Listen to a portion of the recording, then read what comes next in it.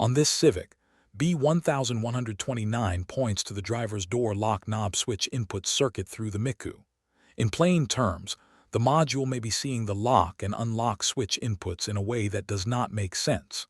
The vehicle may have power door lock, keyless entry, or security behavior that seems inconsistent. Broadly, this can involve the driver's door latch switch, the lock and unlock signal wiring, connector condition, or the MICU side of the circuit.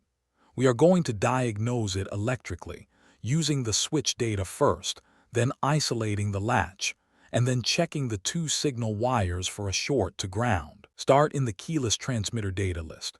Put the driver's door lock knob switch in the lock position, then watch the on/off information for driver's door lock knob switch lock and driver's door lock knob switch unlock. The question at this point is simple. Are both information indicators on? If both are on, keep going and isolate the driver's door latch from the circuit. If both are not on, treat it as an intermittent failure. The system is okay at this time. Next, turn the ignition switch to lock 0. Disconnect the driver's door latch 10P connector. With that connector unplugged, go back to the same data list and check the on/OFF information for the driver's door lock knob switch lock and unlock inputs. Now the question is whether either information indicator is still on. If either one is still on with the latch disconnected, the latch is not the only thing pulling the input, so move into the wire short check. If neither indicator is on, the diagnostic path calls the driver's door knob switch faulty, and the repair is to replace the driver's door latch. For the shorted wire check, keep the ignition switch at lock 0, keep the driver's door latch 10P connector disconnected, and disconnect the under-fuse/relay box connector X10P. Make sure you have the correct under-fuse/relay box connector identified before unplugging and testing it.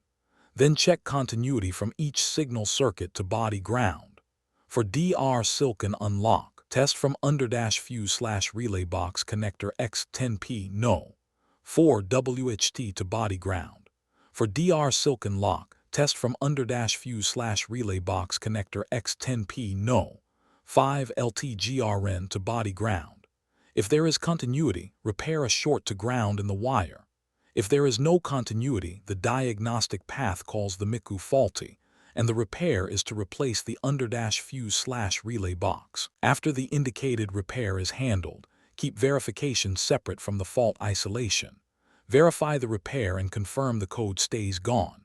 The key takeaway on B1129 is not to jump straight to a latch or module call. Use the data list first.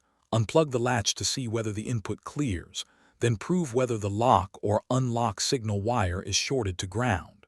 For more diagnostic training, visit stepdiagnostics.com.